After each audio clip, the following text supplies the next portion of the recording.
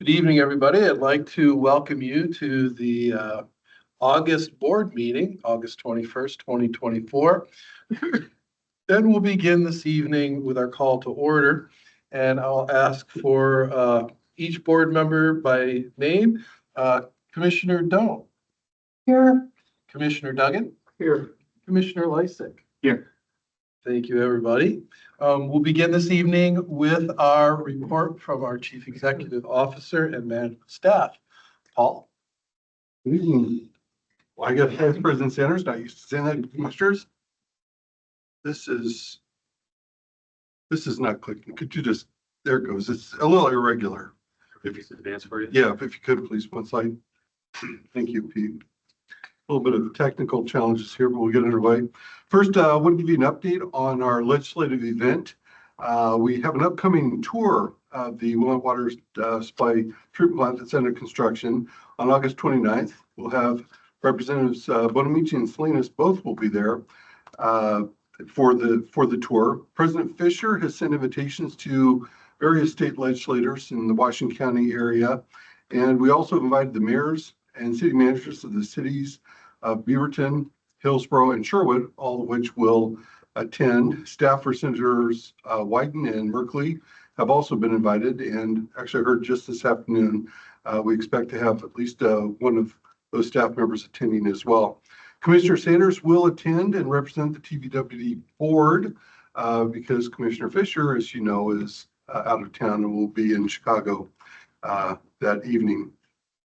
Because of safety considerations at the site, we are limited to the number of attendees that we can have on the site at any given time. We're trying to limit that to about 25.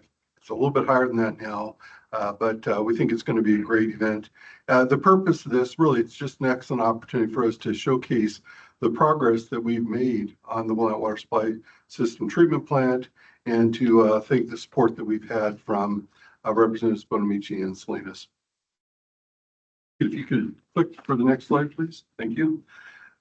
We are having a Talking Water update on the communications. So you might remember that last November, the board approved 2 rate increases to fund our investments in the WWSS. That first rate increase went effect November of 2023. The second one will become effective November of 2024. So we scheduled these Talking Water virtual forums to prepare the customers for that second rate increase. The first Talking Water will be on September 30th from 12 until 1 p.m. and then October 10th from 6 to 7 p.m. Each of the forums will have the same content, so you needn't attend both. You can attend either one. The district's website will have a link to this event, so you don't need to register. You can click there. Of course, commissioners are always welcome. And the last item is our September work session. Just a reminder, the September 3rd work session has been canceled. As you know, there were no urgent topics that needed discussion, so we have canceled that. Our next meeting of this group will be actually our regular board meeting on September the 18th. And with that, I will introduce Kylie Fair, who's our HR director, and she's going to present tonight's department report with her team. Kylie? Hello, and I'm going to quickly introduce Kevin and Dan, who are actually going to do the report tonight. So Kevin Sutherland is our risk manager and Dan Herb is our safety coordinator. And they're both part of our amazing human resources team. So I will hand it over to both of you. Thank you. Thank you. I think you could just do arrow forward. Okay.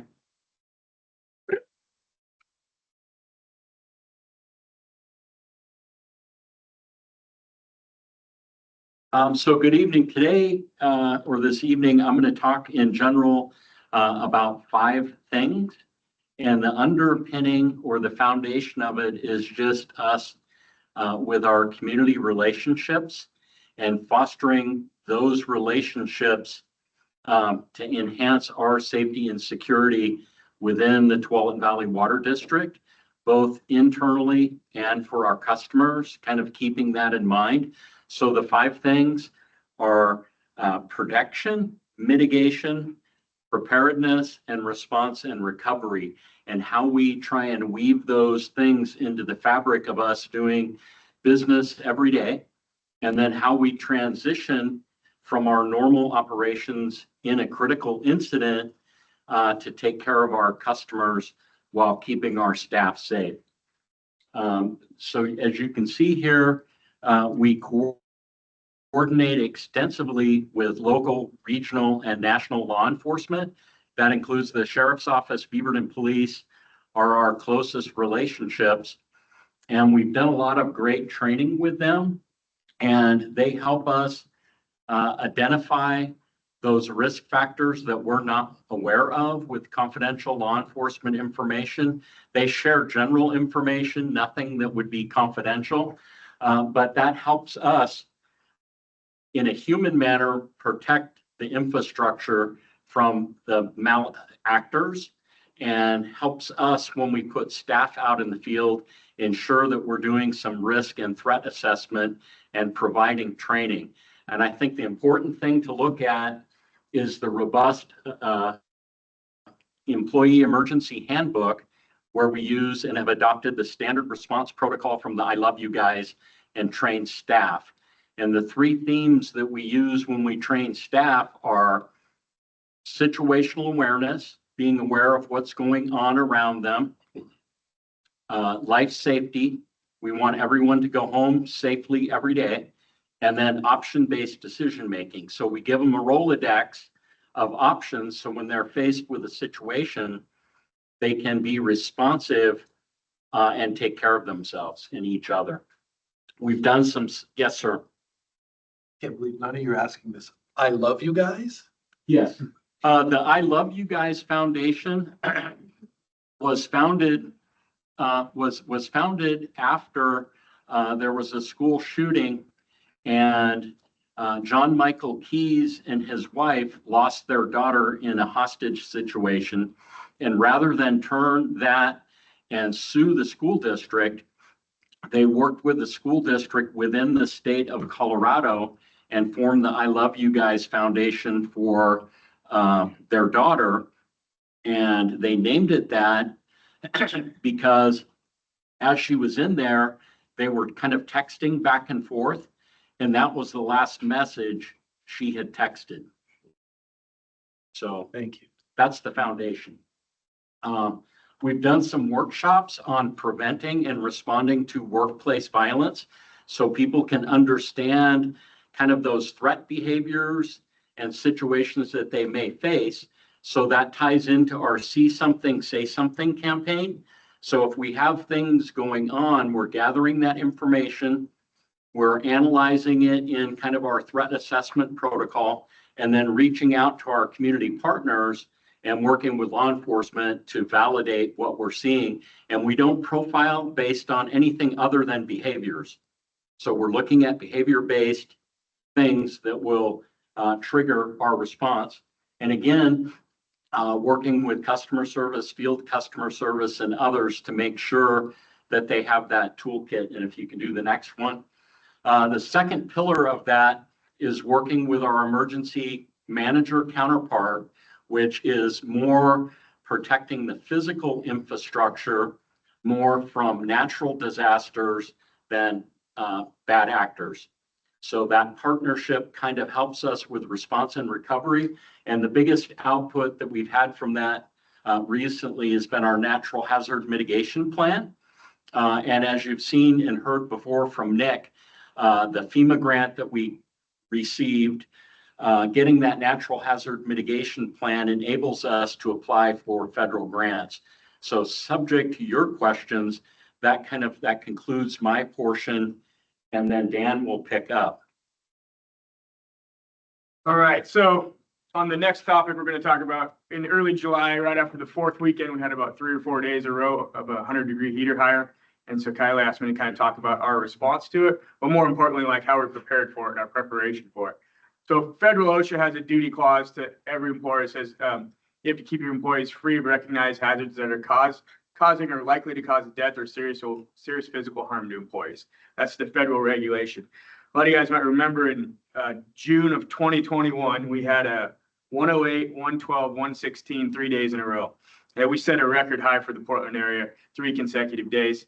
And in response to that, Oregon, the following year, is one of 5 states that put their own Oregon OSHA heat illness prevention rules into effect. Go ahead. So the key requirements of the Oregon OSHA rule that went into effect in 22 was access to shade, access to drinking water, annual supervisor and employee training, high heat practices, emergency medical plan, and acclimatization to the heat. Go ahead. So at TBWD, what we do, how we prepare our guys, and in this July incident we really had no incidents, and that's partly because of our preparation for it. So we do a heat illness prevention plan that's every spring. It kind of goes over those key factors of what we do. In association with that, we do our annual heat illness training for all of our employees.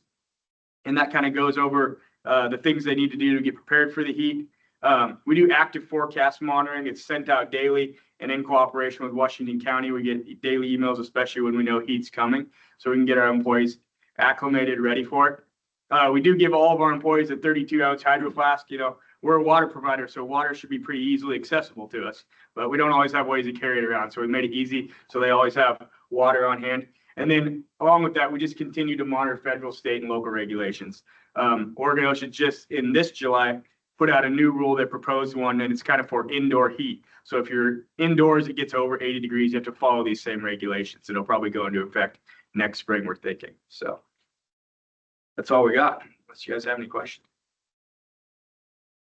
Do we have any point at which we would say it's absolutely too hot to work outside?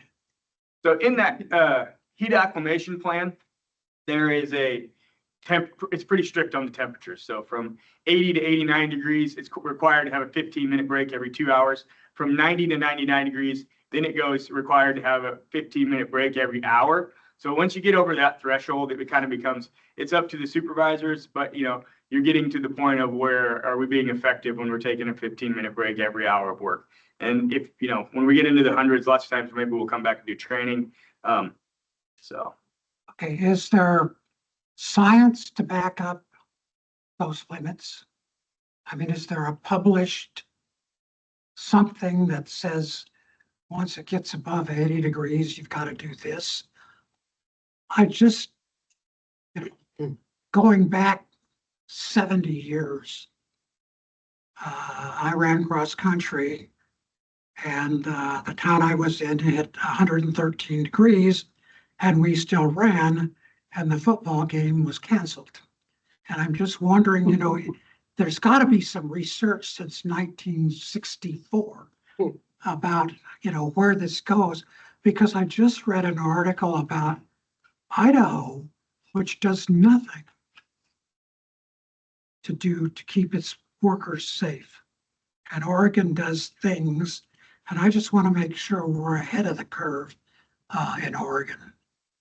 So if there's something I could read, I'd appreciate it. Yeah, we can send you the Oregon OSHA, because like Oregon was one of only 5 states that put it into effect. So the federal regulation is still just a general to keep everyone safe, hazards.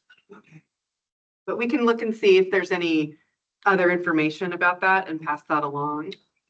But going back several years ago, the military had some training guidelines as well. And rather than just temperature, they used the wet bulb. You're probably familiar with that, Kevin, to take into account the humidity, because there's a lot that goes into it, humidity as well as wind speed and temperature. So you might be in a hot environment, a hot, humid environment, and have a lower threshold than you might otherwise think. So Great. we can probably look at that. I suspect the Oregon OSHA doesn't take into account the wet bulb, or do they? They do not. They have the NEOSH app, which we follow. It's on our heat illness prevention plan, which shows that. So Thank you. But let me just add one more comment here. With all these precautions, we still need the supervisors out there taking care of the staff. That we have the rules to follow, but we really need to make sure that we're taking care of each other and that we're watching out for people. I think there was, and Dan, maybe you can speak to this, there was an example, or maybe you could, Dave, at the program where one of the contractors actually was taken ill during that heat phase. yeah, we had a subcontractor that was the Monday after the 4th. I think the 4th was on a Friday, so it was an extended weekend. Monday morning was one of the hottest days, and they actually said he wasn't fit for duty. So they don't know if he just had a really good weekend, long weekend, or but he was removed from duty that day. Taking care of each other. If there are no other questions, that concludes the report of the Chief Executive Officer and management staff. Thank you, Paul. We'll move on to the next item, which is our commissioner communications and reports of meetings attended. We'll begin with Commissioner Doan. Of course. Well, there's tonight's meeting, and then 2 weeks ago, I had a tour of the Bull Run, which was interesting. The Water Bureau still thinks of it as a fairyland and not connected to reality. And much was stated that was basically untrue. And I found that offensive. And I've been there before where, you know, it's not a fairyland. It's an active forest, and you can't do things that will disturb the natural environment. And I was just flabbergasted at what was put forth as truth when it wasn't. It just astonished me. And these were people in high management positions. You know, why don't they read the files?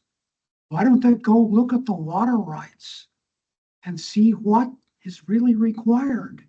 I mean, it just astonished me, the lack of understanding of how this watershed came about.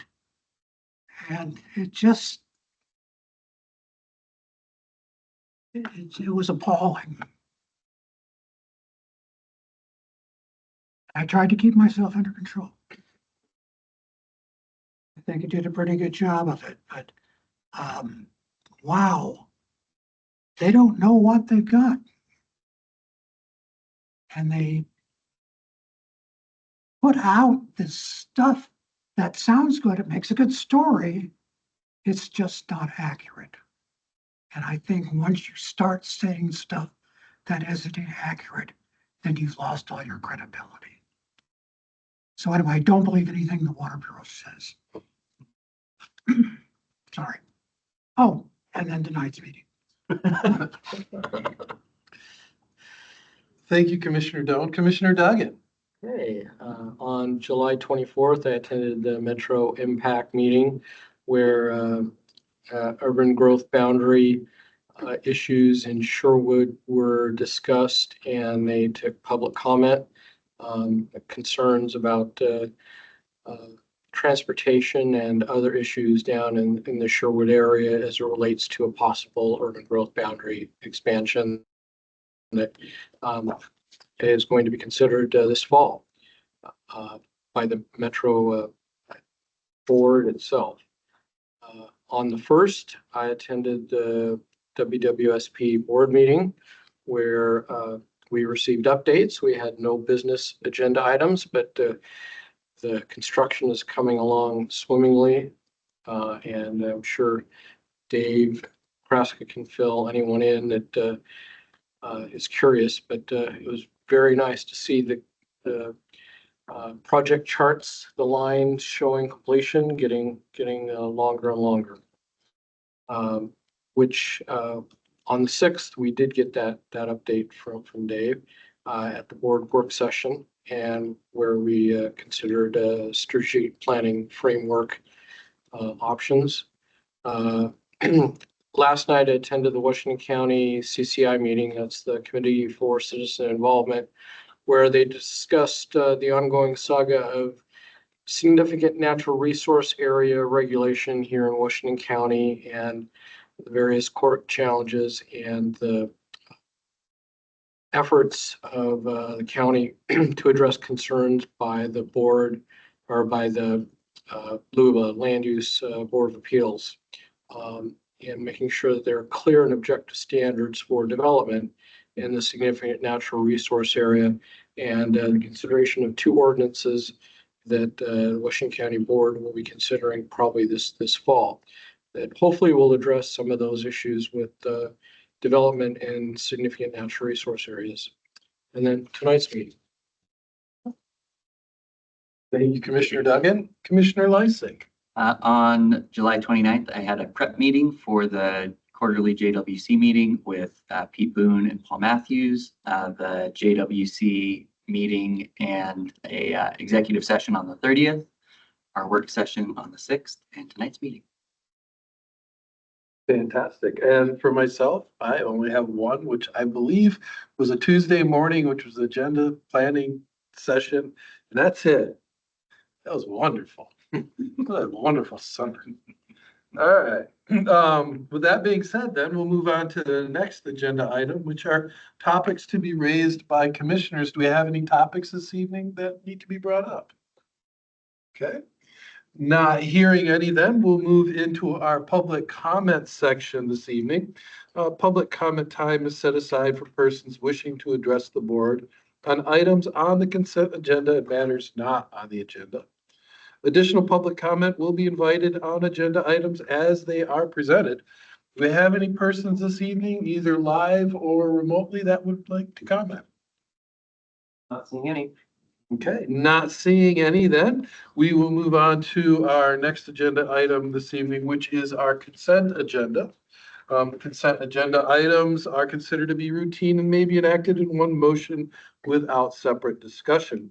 Any board members may request that an item be removed by motion for discussion and separate action. Any items requested to be removed from the consent agenda for separate discussion will be considered immediately after the board has approved those items which do not require discussion. So you can see on the screen in front of you, the two items for approval are the July 16th, 2024 regular meeting minutes and the August 6th, 2024 work session meeting minutes. Do I have a motion and a second to approve the consent agenda as presented? So moved. I'll second. Thank you, Commissioner Doan and Commissioner Duggan. All those in favor, please say aye. Aye. Any opposed? Not hearing any, the motion passes. Thank you, everybody. We'll move on to agenda item number 2, which is our business agenda this evening.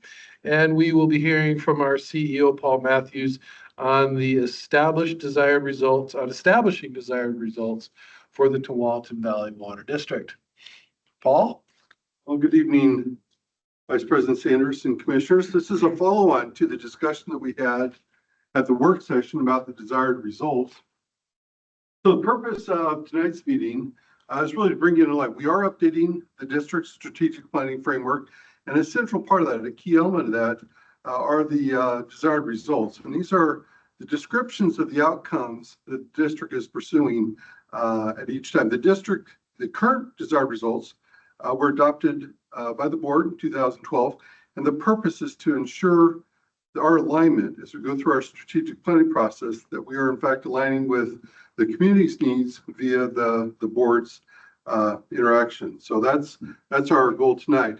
As I mentioned, our current desired results were part of our strategic planning framework developed in about 2012. Actually, in December of 2012 is when the board adopted that. It was based on our prior mission, vision, values. Remember, we updated those last year, and based on that, we benefit from an update today. These are the current 5 desired results. These are the same ones that we presented to you at the work session earlier this month. The proposed desired results, we actually have 6 of them. They really cover much of the same themes. We're still in the water business, and we're basically still pursuing many of those objectives. We did change from what you saw at the work session, the desired result, number 4, the 4th on the list there. We added equipped in there based on the comment from Commissioner Duggan. We talked about that with our leadership team. We actually thought it was a great addition. So that one now reads, our employees are equipped and prepared to meet the district's needs. That sends us the signal that we need to continue to invest not only in the training, but also the equipping of the staff to make sure that when we do our strategic planning, we arrive at the location, that time to meet those future challenges. So with that, staff's recommendation, the board adopt resolution 1624, and that resolution will establish the desired results for the Tualatin Valley Water District. Can you answer any questions that you might have?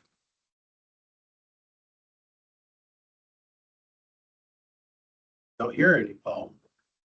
In which case, I'd like to ask for a motion and a second to adopt resolution 16-24, a resolution establishing the desired results for the Tualatin Valley Water District. This is Commissioner Lysick, so moved.